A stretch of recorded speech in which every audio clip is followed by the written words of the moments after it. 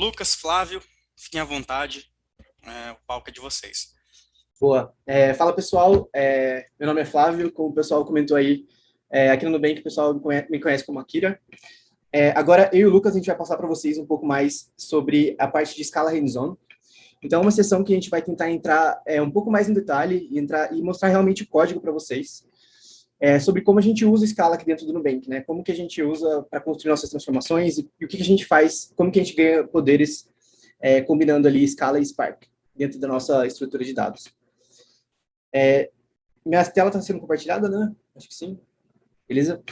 Então, antes da gente começar, eu vou dar uma introdução bem rápida aqui para vocês sobre como que é a estrutura de dados nossa aqui na Nubank. Eu sei que em outros meetups a gente já apresentou um pouco sobre como é a estrutura de dados da Nubank. Então, aqui a ideia vai ser passar um pouco mais rápido, só para a gente realmente contextualizar vocês antes da gente entrar realmente para a parte de programação. Beleza?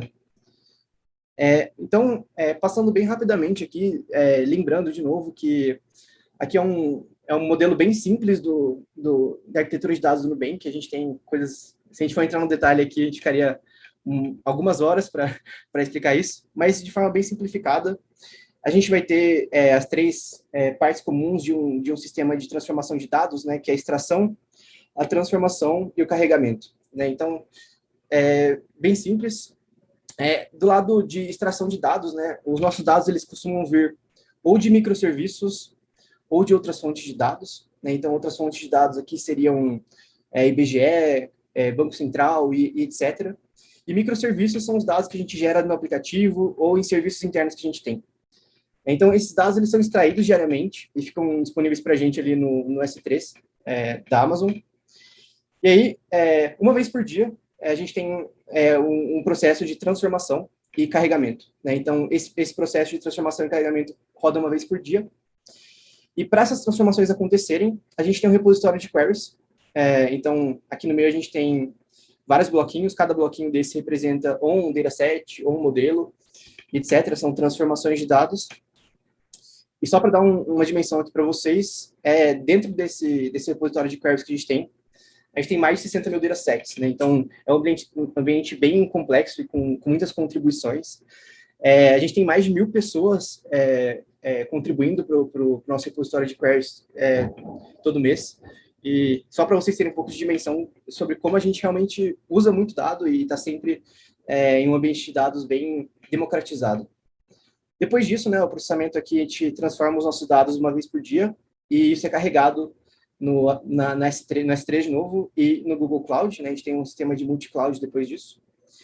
E isso fica disponível para o pessoal usar tanto no Databricks quanto no BigQuery, Looker, etc. Né? Então, o pessoal pode acessar de várias formas ali esses dados que são gerados diariamente. E legal, onde que o Scala e o Spark, que a gente está comentando tanto aqui nessa apresentação, entram nessa pipeline? Basicamente aqui, né, então, nessa etapa de transformação, é onde a gente tem realmente as queries escritas, as transformações escritas usando Scala e Spark. Legal?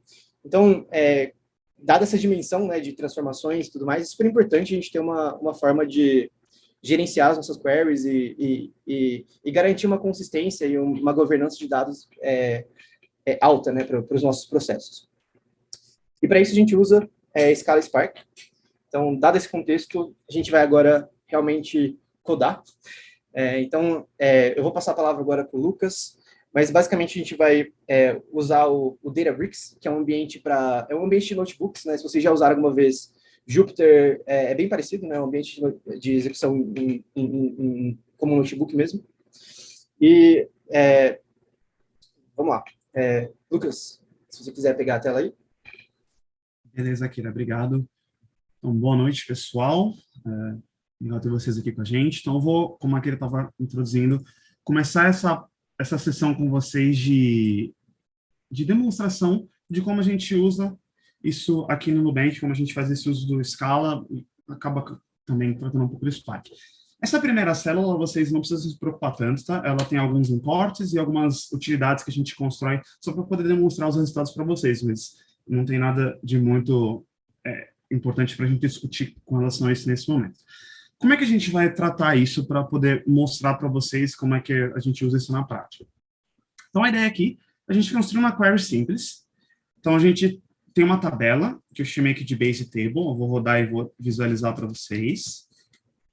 Então, é uma tabela bem simples, ela vai conter as informações de transações de Pix, vai conter algumas informações como data de requisição, o cliente que fez a transação, esse tipo de coisa. Então, é uma tabela de transações regular, tá demorando um pouquinho o cluster, mas o nosso objetivo aqui é construir, com base nessa tabela, uma query bem simples que basicamente filtra as transações que foram completas e acrescentar uma coluna com a data de requisição. Vocês podem ver aqui os resultados. Então, uma tabela de transação regular, nada de muito diferente. É só realmente alguns dados para a gente poder mostrar para vocês como é que isso funciona. Então, com esse objetivo, a gente pode começar a construir a query. Então, vocês vão perceber como o Brent tinha falado antes, que a linguagem do Spark é muito parecida com o SQL, então até os nomes das funções são bem semelhantes. Então, para quem já está familiarizado com SQL, você vai ver que o que eu vou escrever aqui é a mesma coisa, só que com a ordem das operações um pouquinho diferente.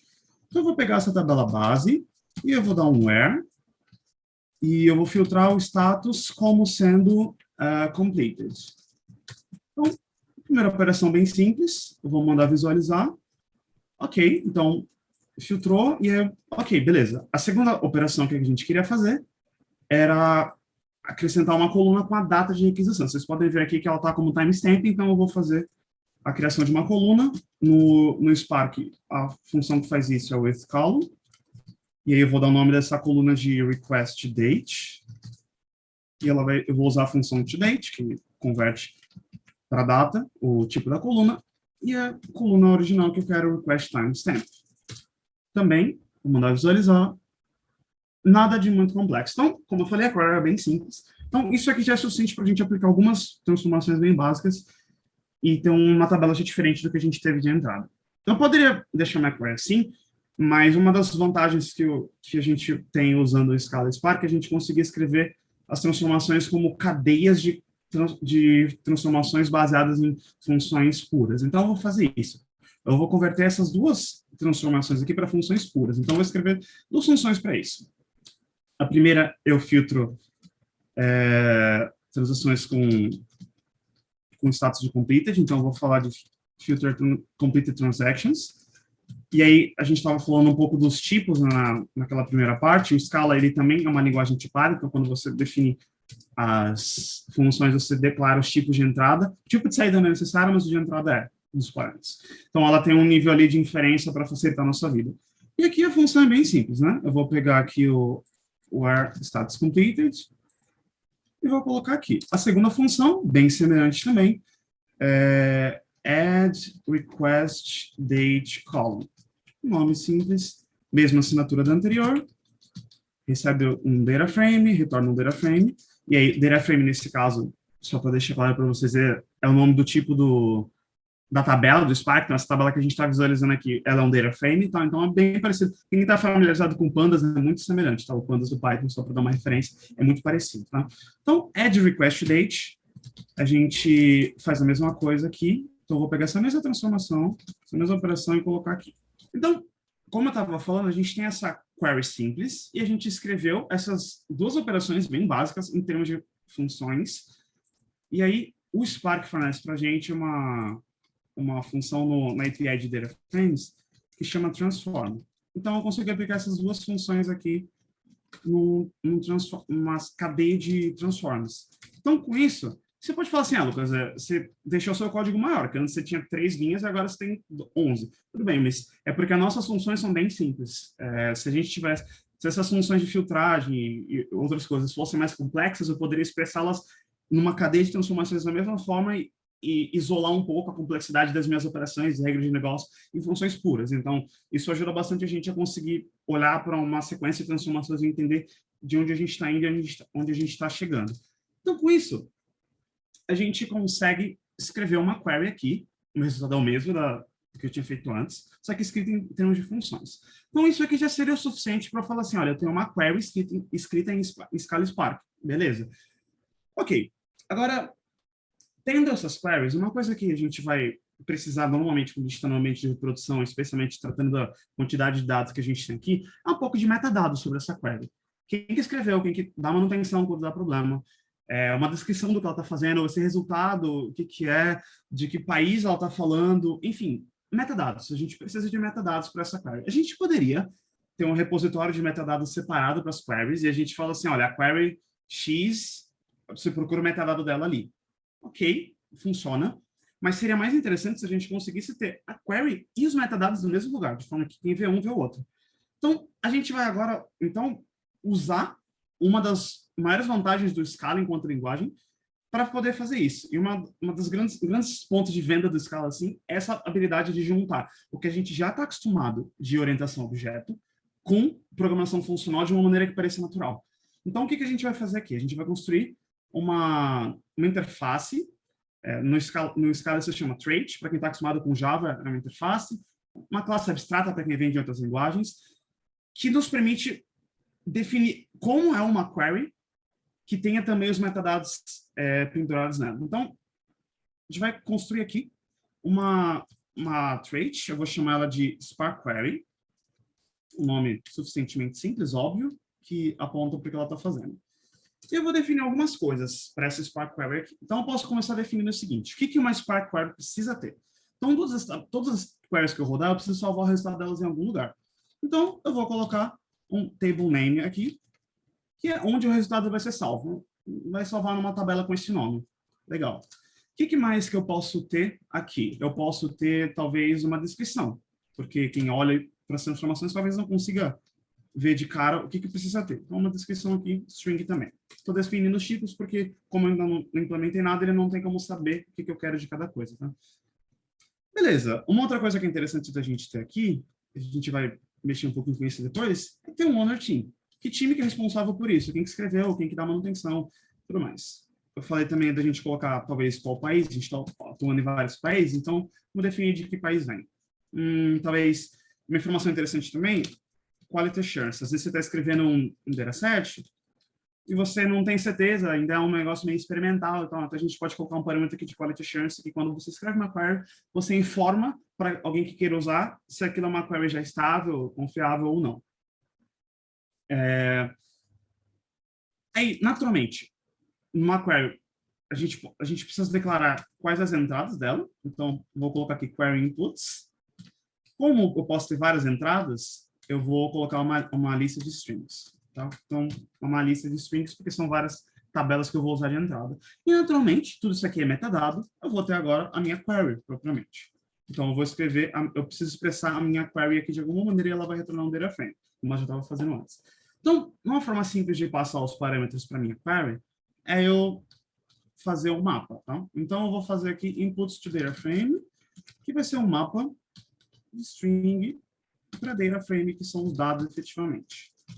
Então, vocês percebem que eu coloquei alguns metadados aqui, pode parecer um pouco arbitrário, porque a ideia é mesmo essa, a gente colocar alguns que pareçam relativamente comuns, que a gente já viu aqui dentro, mas, naturalmente, você pode expandir isso para a necessidade que você tiver. Então, você pode colocar, inclusive, a gente colocou aqui como string, você pode mudar um pouco aqui e fazer que só valores fixos possam ser colocados aqui. Então, tem um determinado grupo de valores que pode ir aqui ou acolá. Não tem problema. Aqui a ideia é só a gente demonstrar o princípio mais básico, mas você consegue expandir isso, colocar mais ou menos coisas. Então, com isso aqui, a gente já tem uma interface padrão de do que tem que ter dentro de uma Spark Query.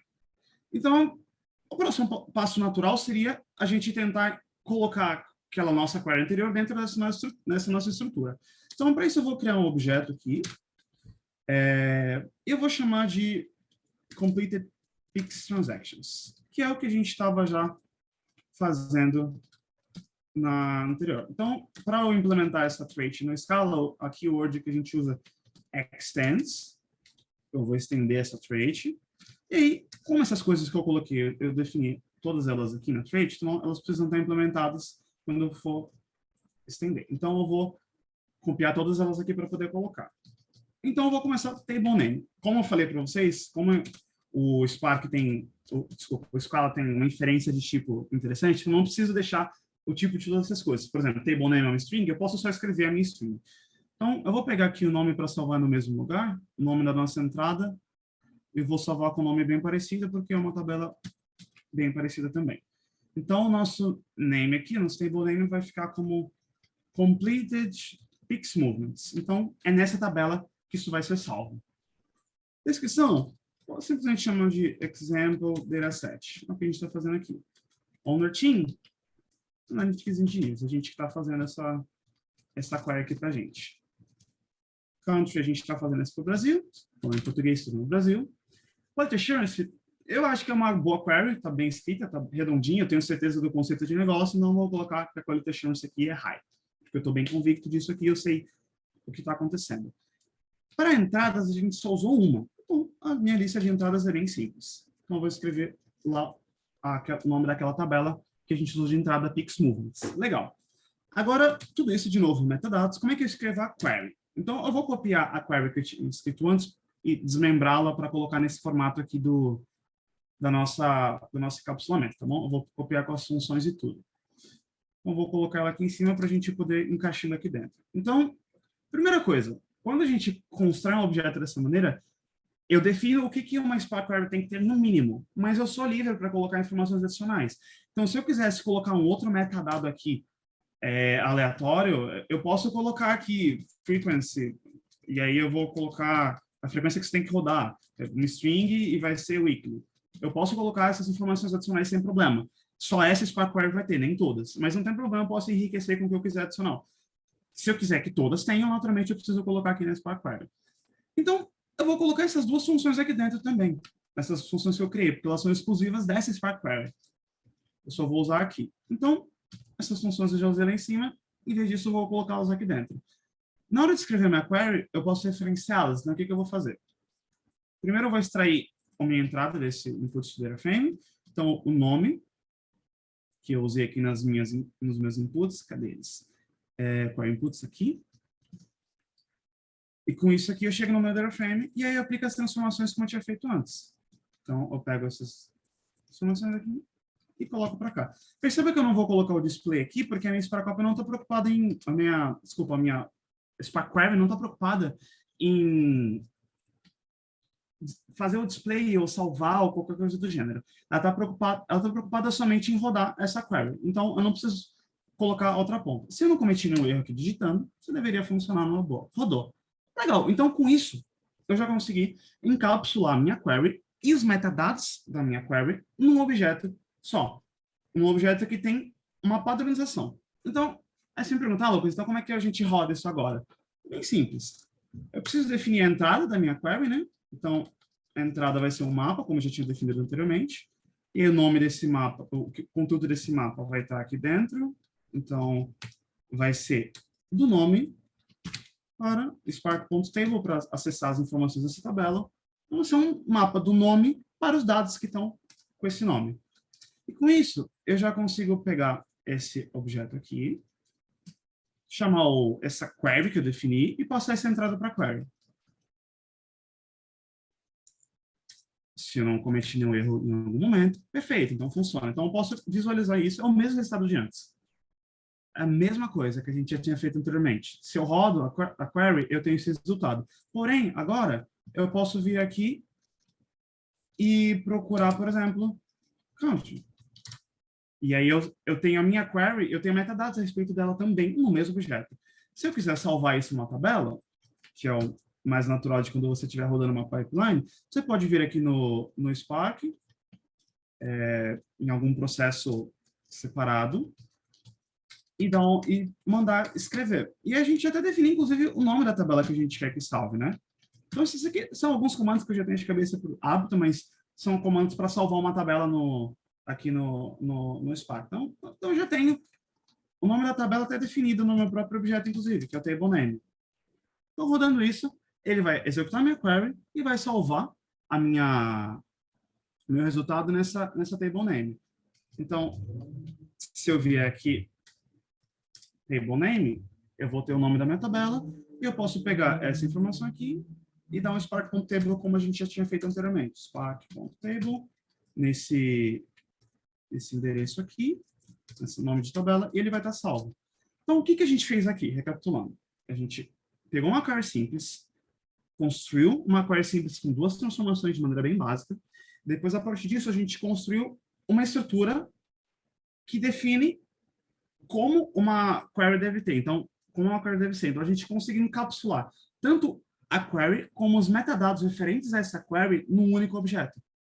Isso dá bastante poder para a gente, porque daí a gente tem essas duas coisas ligadas. E, de novo, eu fiz uma query bem simples, mas essa query pode ser bem complexa, e você consegue expressar essa complexidade do mesmo jeito, com os mesmos parâmetros, com os mesmos metadados, e uma query bem mais complicada, nessa mesma estrutura leve. Fácil de dar manutenção, simples de definir, e você tem clareza de que tipo de metadados você pode esperar quando você olha para um Spark Query. Então, isso a gente fez com uma. Só que, naturalmente, num ambiente de produção, a gente vai ter muito mais informações. Daí eu vou passar a palavra de volta para o Kira, para ele mostrar para a gente como é que a gente lida com isso, o que a gente pode fazer com isso quando a gente está falando de mais de uma query no mesmo ambiente. É com você, Kira. Beleza. Boa, galera. Então, agora a gente terminou a primeira parte dessa sessão de escala hands-on, e agora a gente vai entrar numa segunda parte. Então, antes da gente começar, eu só queria dar um step back e recapitular o que a gente fez até agora. Então, basicamente, a gente viu como escrever uma query em Spark, usando a API do Scala, né, de uma forma bem simples e extensível. O Lucas mostrou ali como a gente está trabalhando sempre com funções puras e bem composable, né, a gente consegue compor elas muito bem. E depois disso, né, a gente escreveu a nossa query, a gente criou essa classe, que a gente chamou de Spark Query, de forma a introduzir uma camada mais de governança, né? Então, introduzir ali qual o nome dessa query, de que time ele pertence, qual é a qualidade dessa nossa query, etc. Né? Então, a gente fez isso até agora. E agora, legal, o que a gente consegue fazer mais com isso, né? Então, nessa segunda parte, eu vou mostrar para vocês um pouco dos poderes que a gente ganha fazendo essa combinação, né, de orientação a objeto com uma linguagem funcional. Legal? Só lembrando aqui que, para fazer essa parte aqui, a gente tirou alguns dados aleatórios, né? Então, tudo que a gente tirou aqui é aleatório. Além disso, a gente tirou também aqui 100 daquelas queries que o Lucas acabou de mostrar para vocês, né? Então, a gente construiu uma. Agora, imagina que a gente tem 100 daquelas transformações e a gente vai fazer algumas operações em cima e de forma a mostrar para vocês alguns dos poderes que a gente ganha escrevendo as nossas transformações dessa forma. Beleza? Então, a gente está no notebook novo aqui, vazio. Eu rodei só essa célula de imports, que ela vai basicamente gerar aleatoriamente 100 daquelas Spark Queries que o Lucas fez com vocês. E agora, eu vou mostrar para vocês o que a gente consegue fazer com isso. Como eu comentei, a gente gerou aqui, né, 100 dessas queries aleatoriamente, e elas estão salvas aqui nessa variável que a gente chamou de all queries. Né, então, executando ela aqui, a gente vai ter a nossa lista com todas essas queries. E aqui, algumas coisas bem básicas, é bem parecido com Python, outras linguagens mais conhecidas também, né? Então, a gente consegue, dada essa lista, pegar o primeiro elemento dela, né? Então, fazer um head aqui. A gente pega o primeiro elemento. A gente também consegue fazer um take 10, vamos pegar os 10 primeiros elementos dessa lista. Legal? A gente pode fazer o head e pegar o table name, por exemplo, né? Então, qual é o nome dessa primeira tabela da nossa lista? Esse é o nome dessa nossa tabela. Qual que é o Quality Assurance dessa nossa primeira tabela? Quality Assurance Low. Beleza? Só algumas coisas básicas aqui que eu queria mostrar para vocês. Fora isso, a gente também consegue pegar essa primeira query e colocar em uma variável, né? Eu vou chamar de first query, por exemplo. A gente define uma variável com essa palavra aqui de vol. E vols, né, essas variáveis que a gente define em escala, são variáveis imutáveis. A gente não consegue reescrever ela. Eu vou fazer até um teste aqui para vocês. Imagina que a gente vai fazer first query e first query, sei lá, eu vou fazer um drop, .head. First query is already defined as a value, né? Então, a gente já definiu, a gente não consegue redefinir esses valores. Então, a gente está trabalhando assim, aqui sempre com variáveis imutáveis, né? A gente está em uma linguagem funcional. E agora, eu queria mostrar para vocês algumas das operações básicas de uma linguagem funcional, que são map, reduce, e eu vou passar também um pouco por cima na operação de filter. Beleza? Então, legal. O Lucas e o Brian, na primeira sessão, comentaram com vocês sobre a diferença, né, de um paradigma imperativo com uma linguagem funcional. E no exemplo que eles mostraram, a gente viu ali como a gente poderia fazer um get price para pegar o preço e depois somar os preços e tudo mais. Então, aqui eu vou fazer alguns exemplos para a gente tentar simular, fazer uma analogia ali ao que foi feito também. Mas, vamos lá. A primeira operação que eu vou mostrar para vocês aqui é a operação de map. Todas as linguagens funcionais, elas vão sempre ser empoderadas com essas transformações de map, reduce, filter. É uma coisa bem padrão dessas linguagens funcionais. Mas legal, o que o map é, né? Basicamente, o map é um operador que a gente vai, dada uma lista e uma função, a gente vai aplicar essa função em cada um dos elementos da lista. Né? Então, imagina ali que a gente tem uma lista de queries, dada uma função, quando a gente aplica o mapa, a gente aplica essa função a cada um dos elementos da nossa lista individualmente, e o resultado e retorna o resultado para a gente, beleza? Essa é uma das principais operações de uma linguagem funcional, e vamos ver isso na prática, né? Como que a gente pode usar essa operação de map. Então, eu vou criar aqui uma função, em escala a gente costuma criar funções com defs, então, eu vou fazer um def aqui, vamos fazer uma função de, por exemplo, getTableName. Ela vai receber uma Spark Query, aquela classe que o Lucas mostrou para vocês. E getTableName, vamos retornar uma string, né, que seria o nome da nossa query. Como que seria a implementação dessa função? Seria bem simples, né? Spark Query.TableName. Beleza? Então, dado uma query, ela retorna o nome daquela query. Então, beleza, rodei aqui, a gente instanciou a nossa função. E legal, como que a gente pode usar isso em uma operação de map, né? Como que a gente pode compor isso através de uma operação de map? Então, se vocês lembrarem, né, a gente tem aqui a nossa variável com all queries. A gente vai passar um map e aqui dentro a gente vai passar uma função. Né? Então, nesse caso, a função que a gente vai passar vai ser o getTableName. O que essa linha está fazendo, né? Então, basicamente aqui a gente está falando para o compilador. Compilador, eu tenho essa lista com todas as queries, né? Todas aquelas 100 queries que a gente gerou randomicamente. Para cada uma delas, aplica essa função getTableName e retorna para mim o resultado.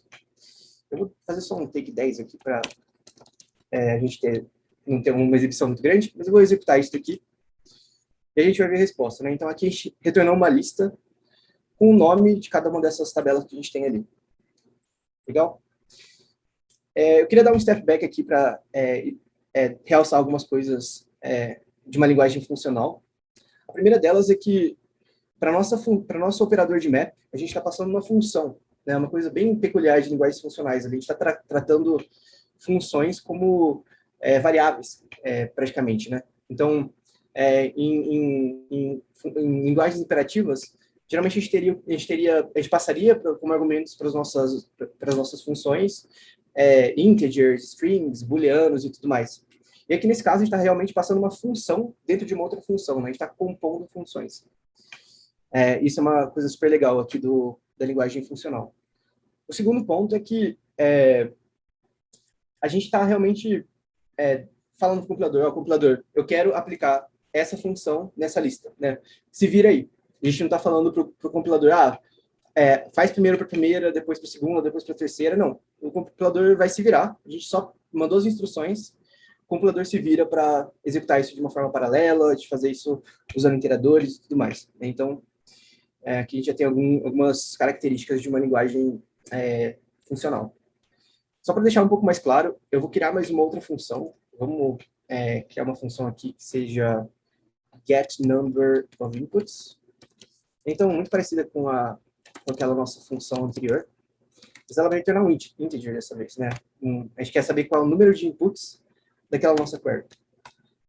Então, para fazer isso, vai ser um método relativamente simples também, né? Se vocês lembrarem, dentro da nossa Spark Query, a gente tem um atributo que chama QueryInputs, e esse QueryInputs ele vai ser uma lista com os inputs para essa nossa query, né? Então, aqui a gente tem a nossa lista. Se a gente quer saber o tamanho dessa lista, a gente pode fazer um ponto size. Legal? E agora vamos alterar aqui, em vez de passar a função getTableName, a gente vai passar a função getNumberOfInputs. E o que a gente vai estar fazendo aqui, basicamente, compilador, dada essa lista de queries, aplica essa função, que vai retornar o número de inputs para cada query, e me retorna o valor. E aqui a resposta que a gente vai esperar ter é uma lista de integers, né? Então, vamos executar aqui. Beleza. Então, a gente tem a lista de integers aqui, 4, 1, 1, 13, etc. Que é basicamente o número de inputs para cada uma das nossas 10 queries. Beleza? Esse foi esse foi o primeiro operador que eu queria mostrar para vocês, que é o operador de map, né? Então, dado uma lista, dado uma função, aplica essa função nessa lista. E a segunda operação que eu queria mostrar para vocês é a operação de reduce. Então, geralmente é muito parecido com a nossa operação, com o nosso operador de map. Então, dado uma lista, a gente vai fazer um reduce e passar aqui dentro do reduce uma função. E quando que a gente usa o reduce? Basicamente, o reduce a gente vai usar quando a gente tem uma lista de elementos e a gente quer resumir essa lista em um único valor. Então, um exemplo aqui seria, dado uma lista de números, a gente quer reduzir em um único valor, que é a média dessa lista.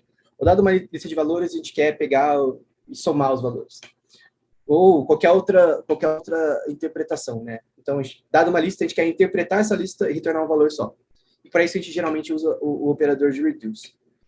E para ele fazer isso, né, para o reduce conseguir fazer isso, ele aceita um tipo de função.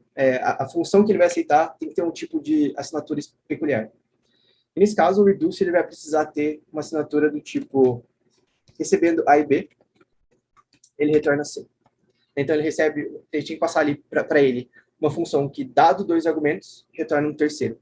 Então, para a gente entender, para vocês entenderem isso como se estivesse diminuindo, né, essa lista, está retornando valores, menos valores que a gente tinha antes. E como que o reduce vai fazer isso por baixo dos panos? Basicamente, a gente não precisa se preocupar muito com isso, mas o reduce ele vai operando, vai aplicando essa função de 2 em 2 e vai acumulando o resultado, né? Então, é basicamente isso que o reduce vai fazer por trás. Mas legal, vamos criar então uma função aqui para a gente ver na prática como que a gente poderia aplicar uma função de reduce. Então, eu vou tentar fazer bem parecido ali com o exemplo que o Brian e o Lucas mostraram para vocês na primeira apresentação. Então, vamos pegar essa lista e retornar a soma dessa lista. Então, sum number of inputs vai ser a nossa função que a gente vai passar para o reduce. Só que o sum number of inputs, ele vai ter que ser uma função que recebe 2 argumentos e retorna um terceiro, né? Então, eu vou colocar aqui n inputs A, vai ser um integer, n inputs B, que também vai ser um integer e vai retornar um integer. E aqui, a nossa função, ela basicamente vai fazer o n inputs A mais n inputs B. Então, ela vai retornar para a gente a soma do número de inputs dos 2 argumentos de entrada. E aí, como que a gente pode aplicar isso? Muito parecido, né, com o map. All queries. Vamos continuar pegando os 10 primeiros elementos só. E a gente vai fazer o reduce e passar aqui dentro a função de reduce. Nesse caso, vai ser essa função aqui. Primeira coisa, isso não vai funcionar, né? A gente está tentando aplicar uma operação de integer e integer em uma lista de queries. Então, antes de fazer isso, a gente vai ter que fazer um map. E get number of inputs. Então, aqui a gente vai ter o número de inputs, depois a gente vai somar os resultados. Então, aqui a gente já começa a ver como que as coisas são bem... A gente consegue compor operações de uma forma bem fácil, né? Então, o que a gente está falando aqui para o compilador, basicamente, né? O compilador, dado essa lista de queries, para cada uma delas, me retorna o número de inputs e depois soma o resultado, né? A gente está sendo bem explícito na forma como a gente pede os nossos resultados. Então, basicamente, quando eu rodar isso daqui, a gente vai ter a soma dos valores, né, 26. Vou tirar esse take 10, vamos pegar todos os 100 elementos e ver quanto daria esse resultado. 297, legal, né? Então, era mais ou menos isso. Queria mostrar para vocês esses 2 operadores de MapReduce. E agora eu queria passar para uma parte de alguns exercícios para ilustrar para vocês também um pouco dos poderes que a gente ganha ao ter essa linguagem funcional, né, uma linguagem funcional que a gente consegue ser bem declarativo nas nossas operações, com a gente ter pegado nossas queries e colocado dentro de uma classe para padronizar um pouco o formato os formatos de entrada, né? Legal. E para isso, eu coloquei aqui 3 exemplos para a gente fazer juntos. Então, o primeiro deles, vamos lá, quais são as queries do time de Pix Engineers, né? Então, a gente tem, né, essas 100 queries que estão aqui dentro desse elemento de all queries. A gente quer saber dessas 100 queries, quais delas são do time de Pix Engineers. Para isso, a gente vai ter que fazer uma operação um pouco diferente daquelas que eu mostrei ali em cima, que é uma operação de filter. Então, como que a operação de filter funciona? É muito parecido também com as outras, né? A gente vai ter, dado uma lista, a gente vai fazer um filter e passar aqui dentro uma função A única peculiaridade dessa função aqui é que ela tem que receber um argumento, né, e retornar um valor booleano. E esse valor booleano, né, vai ser um true ou false. Se os valores retornados forem true, aquele elemento vai ser mantido nesse filtro. Então, é assim que o filtro funciona, em linguagens funcionais, geralmente. Então, dada uma lista, a gente vai aplicar uma função nessa lista que vai retornar true ou false para cada elemento da lista. Os elementos que retornarem com o valor de true vão ser mantidos no filtro. Beleza? Então, para não ficar muito abstrato, vamos fazer um exemplo aqui. Eu vou, nesse exemplo, escrever a função de uma forma um pouco diferente. Então, a gente estava escrevendo funções aqui sempre com esses defs, né? E como eu falei que em linguagens funcionais a gente consegue lidar com funções como variáveis mesmo, então vamos fazer uma coisa bem peculiar aqui e criar uma val, né, uma variável mesmo. Então, is from team Pix Engineers. E vamos atribuir a essa variável uma função, né? Então, essa variável vai ter o valor de uma função. E como a gente poderia fazer isso? Então, essa variável, ela basicamente vai ter o valor de uma função, que vai ser basicamente dado uma lista de inputs, ela vai retornar um output. No nosso caso, o nosso input seria a nossa Spark Query, né?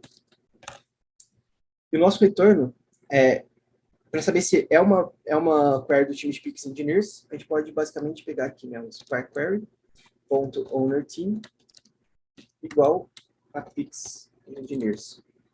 Então, eu vou comentar essa linha aqui só para a gente executar isso. Pra gente ver, né? Então, basicamente, a gente criou uma variável aqui, né, Pix Engineers, e essa nossa variável, ela é uma função. Ela é uma função function1, escala function1 é porque ela recebe um argumento só, né? Ela tem um argumento só de entrada. Mas é isso, é bem legal, né? A gente consegue trabalhar com funções como variáveis mesmo. E agora vamos aplicar isso no nosso... eu vou escrever aqui também uma outra forma, né? Só para a gente deixar registrado. Então, a gente pode escrever essa mesma linha aqui, da mesma forma que a gente fez antes, né? Então, Spark Query vai retornar um boolean, que vai ser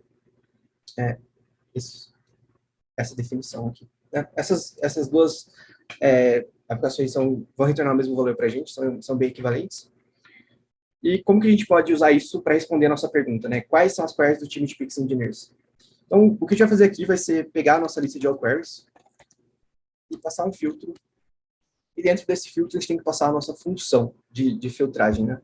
E nesse caso, nossa função vai ser isso, né? Is query from team Pix Engineers. E vamos executar. Então, né, a gente está rodando para aquelas 100 transformações. A gente tinha 100 transformações e a gente fez um filtro para retornar o número de queries do time, as queries do time de Pix Engineers. Vamos, na verdade, pegar o nome deles, né? Então, vou fazer aquele map e vamos pegar o nome de cada uma dessas Spark Queries, que é usando essa função getTableName que a gente definiu aqui em cima. Vamos executar aqui. Então, pronto. Basicamente, aqui a gente tem a lista das queries desse time. Beleza? Deixa eu apagar esse comentário. E aqui a gente termina esse primeiro exercício, né? É bem simples. Aqui a única diferença é que a gente aplicou essa função de filter.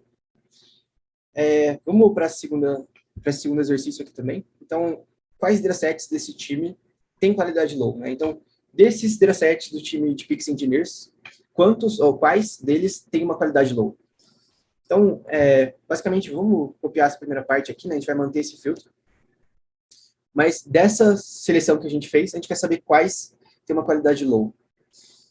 Aqui, na hora de escrever esse filtro, eu vou fazer de uma forma um pouco diferente.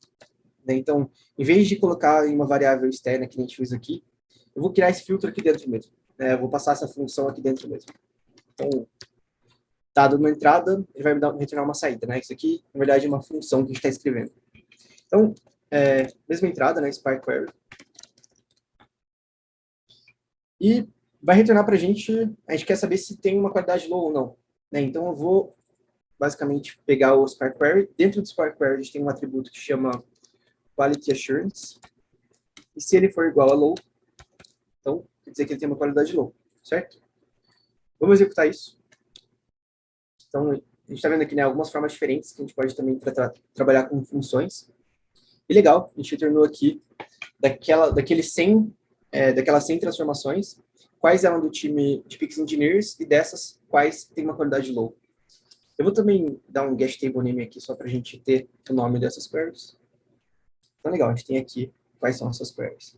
Beleza? Agora, o terceiro exercício que eu vou fazer com vocês vai ser... esse também é super interessante, né? Então, quais datasets dependem do dataset Meetup Pix Movements? Então, então a gente tem aquela lista com as 100 transformações, né? 100 transformações ali. Quais dessas transformações dependem desse dataset de Pix Movements, né? Isso quando a gente está trabalhando com um ambiente de ETL, assim, é bem importante, geralmente, né? Então, eu estou mudando minha query aqui, quais datasets vou afetar?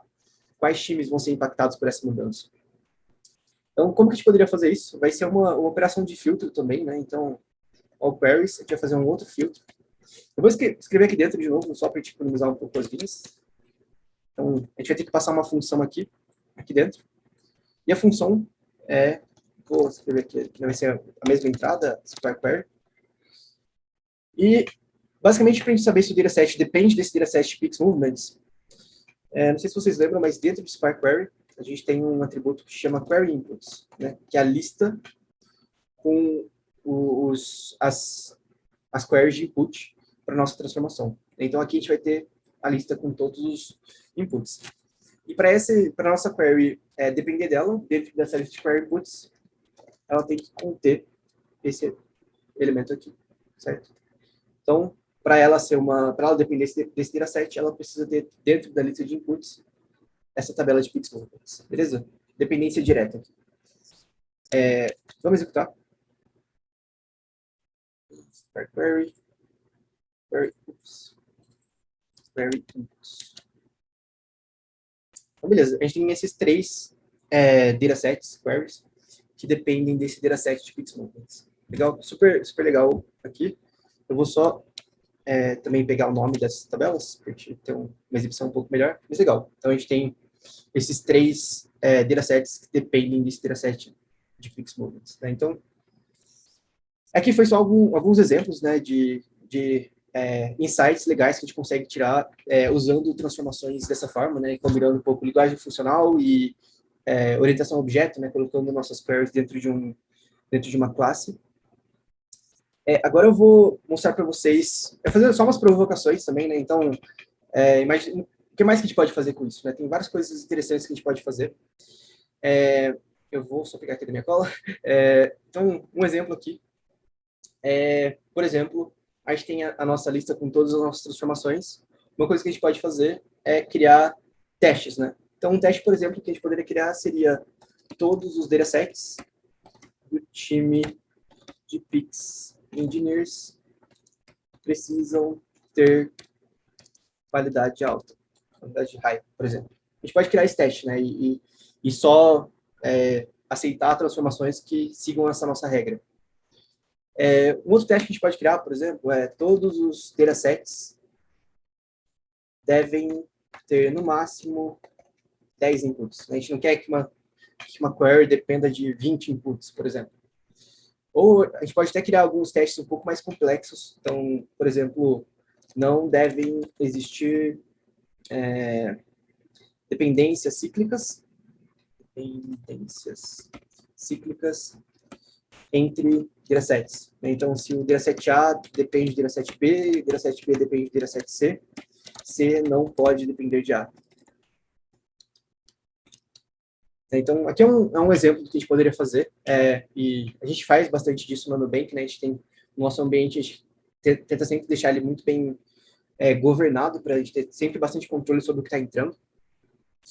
E aqui é só alguns exemplos, né, do que a gente poderia fazer. Eu preparei alguns outros exemplos um pouco mais complexos, só para vocês terem mais exemplos também de coisas interessantes que a gente consegue fazer. Uma delas, eu já gerei aqui para a gente, mas dado essa lista de all queries, a gente pode, por exemplo, interpretar esse grafo de dependências e plotar ele. Né? Então, um exemplo aqui é esse plot que a gente fez. Então, basicamente aqui a gente vai ter cada bloquinho desse é um dataset, e a gente tem a cadeia de dependências entre eles. Né? Então, a gente vê aqui Legal, quais datasets são dependentes de uma forma bem visual. E também aqui, né, colocando em verde os datasets com qualidade alta, em laranja, os datasets com qualidade baixa, etc. Dá para fazer coisas super legais usando escala dessa forma. É uma outra coisa bem meta que a gente consegue fazer também, é transformar metadados em dados, né? Então, a gente tem a nossa lista ali de transformações. A gente pode pegar esse conjunto de metadados e transformar de novo em uma tabela e colocar isso no nosso ETL para isso ser consumido ali pelo pessoal, ou até a gente pode criar monitoramentos e coisas em cima. Então, aqui também eu só vou executar esse comando. É bem simples aqui, né? Pouquíssimas linhas. E aí a gente já tem aqui, né, um data frame mesmo, que a gente pode plotar, ou vamos ver se a gente consegue fazer algum plot aqui em real time. Então, por exemplo, quantos datasets por país a gente tem, ou quantos datasets por owner team a gente vai ter dentro desse nosso ETL que a gente gerou aleatoriamente. Legal? Mas era isso. Acho que aqui a gente termina essa parte de escala hands-on.